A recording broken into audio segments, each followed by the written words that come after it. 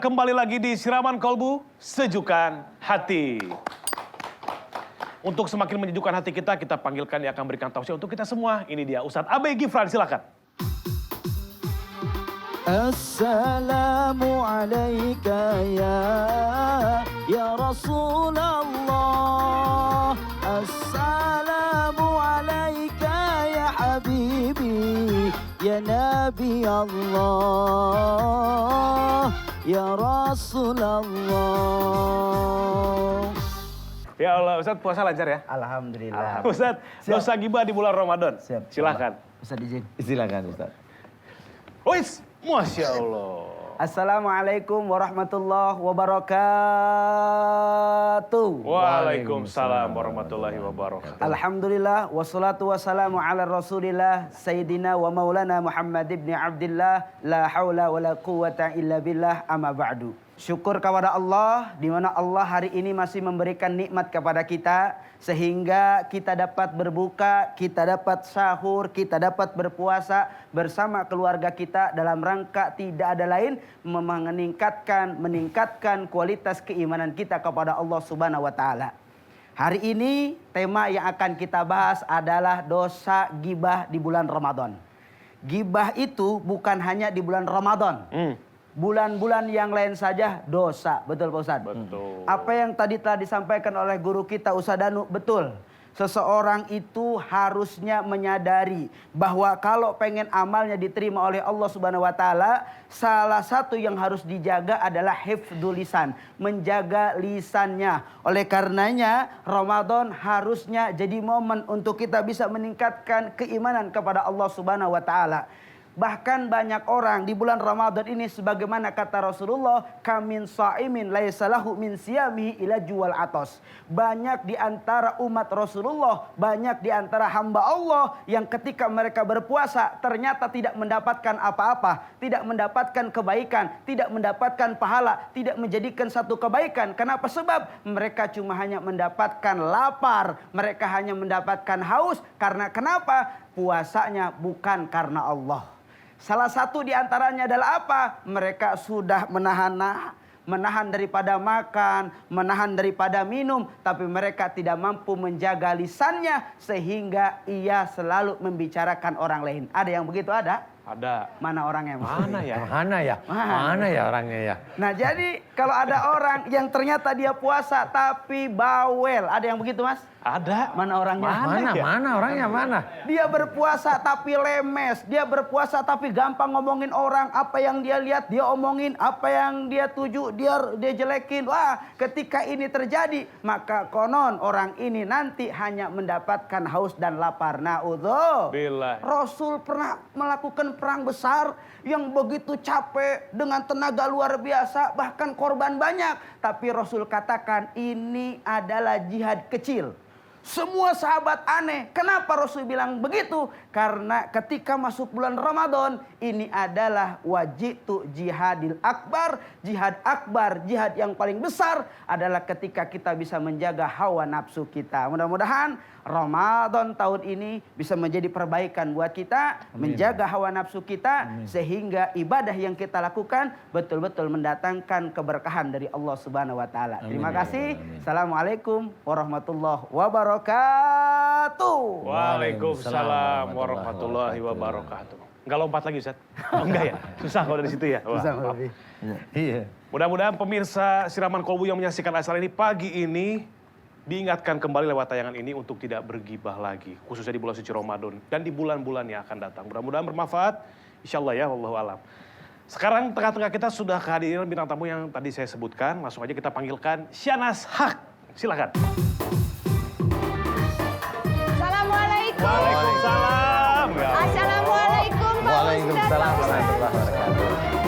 Ya Allah, silakan duduk Mas Syahnas. Saya duduknya di mana? Di sini. Oh, di sini. Boleh, ya silahkan. Atau mau di situ bareng sama penyanyi nggak apa-apa? Nggak bisa nyanyi. Nggak bisa nyanyi ya. Baik, kesibukan apa aja di bulan Ramadan ini? Kalau ditanya Syahnas, kesibukannya belakangan lagi apa? Lagi belajar untuk menjadi ibu yang lebih baik. Subhanallah. Kan bukan karena bisa hamil maka disebut ibu. Betul ya? Betul, betul, betul. Perempuan tuh bukan karena bisa hamil loh, dia bisa disebut ibu, dan bukan karena ayah bisa menghamili istrinya dipanggil ayah. Pasti ada hal-hal lain yang perlu dipelajari sehingga dipantaskan untuk sebutan itu di diri saya. Subhanallah. Tepuk tangan lu dong untuk Mas Shahnaz. Ini baru jawaban nih. Fani ditanya, Fat gimana Fat kesibukannya? Itu garuk-garuk aja saya bangun tidur. Karena kita ke depan. Apa nih? Kita ngobrol di depan. Oh, baiklah. Nah, di sini. Di sini? Ya, sini Ya. boleh. Balik badan. Mundur dikit. Ah, cakep gitu. Ada keluhan fisik nggak sih? Orang sepositif Mbak Shahnaz tuh punya keluhan fisik nggak? Saya tuh positif baru loh. Sebelum-sebelumnya? Menakutkan. Yang bener. Betul. Untung saya ketemunya sekarang. Apa nih? Ada keluhan nggak? Mungkin ada banyak yang sudah tahu bahwa sebelum saya menikah itu saya terkena kanker ovarium ya. Jadi itu di tahun 98, tahun 99 dioperasi. Tahun 2000 saya bertemu dengan suami saya, Gilang, dan kami tidak pacaran. Seminggu kemudian dalam komunikasi itu saya dilamar dan kami menikah. Pada saat tahun 98, sesaat dikasih tahu bahwa kena cancer, saya belajar. Saya belajar untuk psikologi kematian dalam arti kata setiap orang pasti akan mati. Tapi kalau dikasih tahu kemungkinan kamu jalan duluan. Pasti? Takut juga Iya, ya. baik.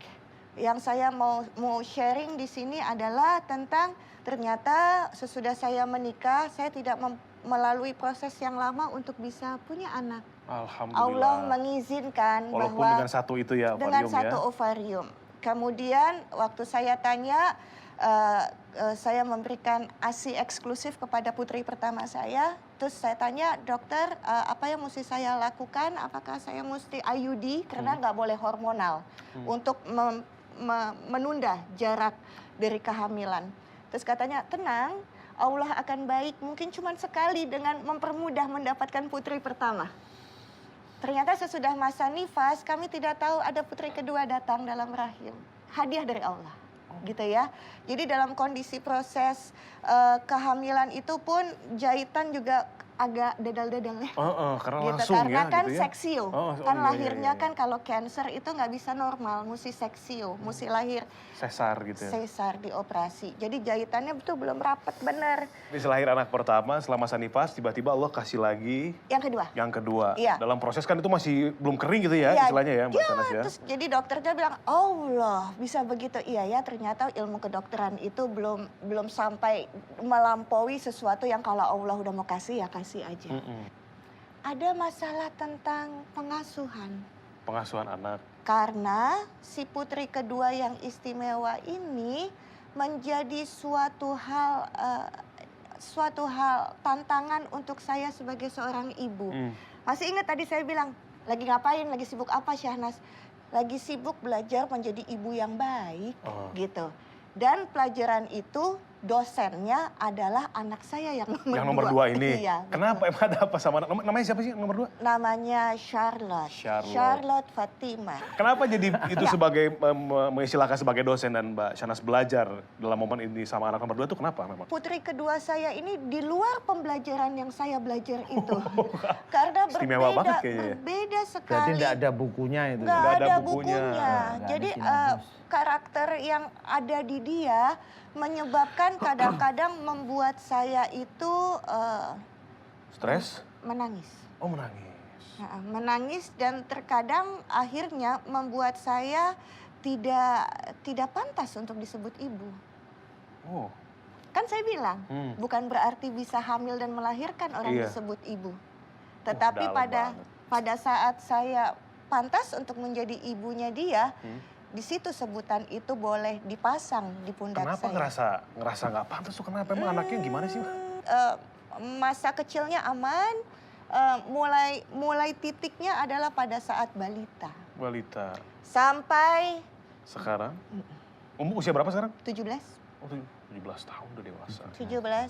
Dan hebatnya Share ini Fatima, dia bisa Fatima, dia bisa bicara dengan hewan. Bisa dengan tumbuhan, dia tahu rasanya seperti apa. Gitu. Sampai saya suka nanya begini. sebetulnya kamu anaknya Gilang Ramadan apa Nabi Sulaiman? Kok bisa ngomong sama hewan? Oh, sempet Gitu nanya ya. begitu. Iya, dia bisa dan sekarang dia adalah atlet berkuda.